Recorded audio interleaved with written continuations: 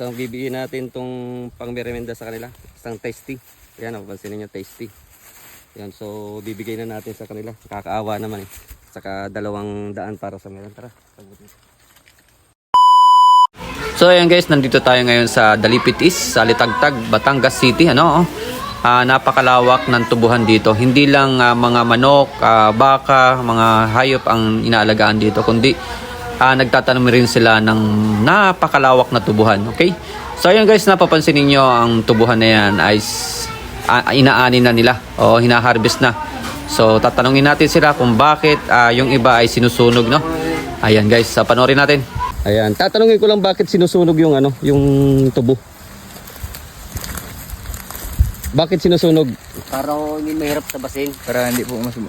Ay paano kung yung timbang niyan ay kukulang na siya? Hindi naman nababago ang timbang niyan. Mabigat pa naman yan. Shout out sa iyo kuya, anong pangalan mo? Jun ho. Jun ng Daya. Daya, taga dito rin ho kayo? Taga Binabista. Quezon po. Quezon province. Ang layo pa, ba't napadayo kayo dito? Kami kumuna ko sa aming kabo. Bali Pakyawan to. Hindi po Pacquiao yan, yung Portunilada kami. Okay. Tapos saan dinadala yung mga tubo? Diyan po sa Nasugbo, sa may Balayan. Sa factory na mismo dyan? Oo, Central. Okay. So lahat ng ito papakyawin ninyo yan, yung kabuuan ito? Ito lang po yung 4 hectares. 4 hektarya. 4 hectares. Okay. Halimbawa, itong isang pisto na ito, kami tatapos ito. Tapos pagkatapos lilipat ulit sa isang pisto ulit. Ay anong pinagkaiba dun sa sa hindi yan katulad niyan?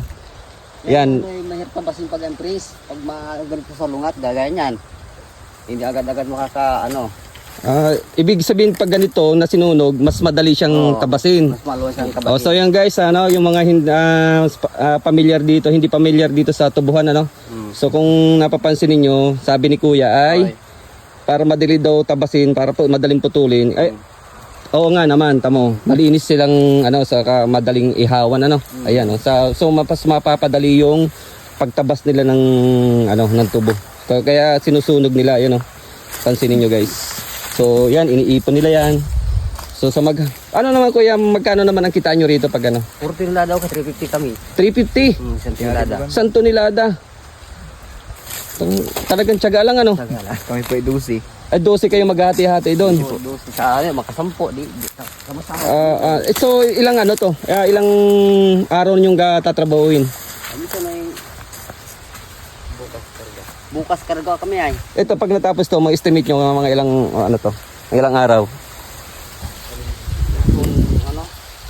Ito tong 4 hectares ninyo na to.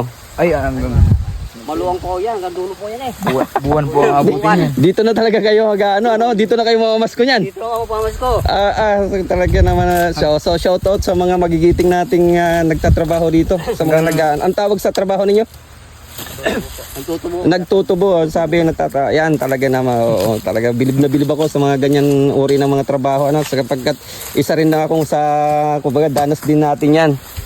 Ang naman natin ay palayan, pero sa pagtutubo wala akong experience dito. Wala tayong experience diyan guys. So ayan guys, napansin niyo napakalawang ito, 4 hectares itong titirahin nila. So abutin pa yata ito ng buwan bago sila matapos dito guys. Ayan, napakalawak nito. Hindi lang po ito 4 hectares.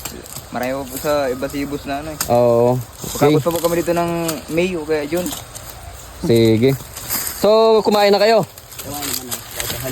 Ayan guys, salamat at sa mga nanonood. Pansinin niyo talaga naman napakasipag nila. Talagang tatapusin nila yan. So, yan, bibigyan natin ng pamerienda yan mga tropa natin. Okay? Sige, balikan ko kay Kuya ha. Sandali lang. So, yan guys, bibigyan natin tong pangmerienda sa kanila. Isang tasty. Yan, napapansin niyo, tasty. Yan, so bibigay na natin sa kanila. Kakaawa naman eh. Saka 200 para sa meron. Tara. So yan guys, ibibigay na natin yung dala nating tinapay at saka palaman dito sa mga taong todo sikap para sa kanilang pamilya. So napapansin nyo guys, tanghaling tapat. Nandito sila sa tubuhan, sa gitna ng tubuhan, sa gitna ng malawak na bukirin dito sa San Jose, Batangas. Okay? Ayan po talagang bibigyan na natin sa kanila. Panoorin nyo guys, samahan nyo ako. Let's go. Ayan. Saka palaman din. So may pang merienda na rin, binili na kayo ng soft drinks dyan ha. Salamat po. Bahala na kayo dito. Pasensya, wala pa tayong ano eh. So guys, pansinin nyo ha. Ito. Para ma-experience natin yung kung paano ang hirap dito sa pagtutubo. Ito. Ayan. Ito yung sinunog nila. Ayan. Kumbaga ito yung mga dahon ng mga tubo. So para maging tayo nila, para maka-experience tayo sa pagtatrabaho nila, maglalagay tayo ng iling. Ayan. Diba? Hindi halata idol na uling yan. Ayan, ito yung pinaka-the best dyan. Kuya, thank you ha. Thank you. Paano nga? Yan, di ba? Dalawa lang kami. Okay. Dalawa lang kami. Okay, sige. Salamat sa inyo. Shoutout sa inyo ha. Okay. So ayun guys, may isa na naman tayong natulungan. God bless you all and bye-bye.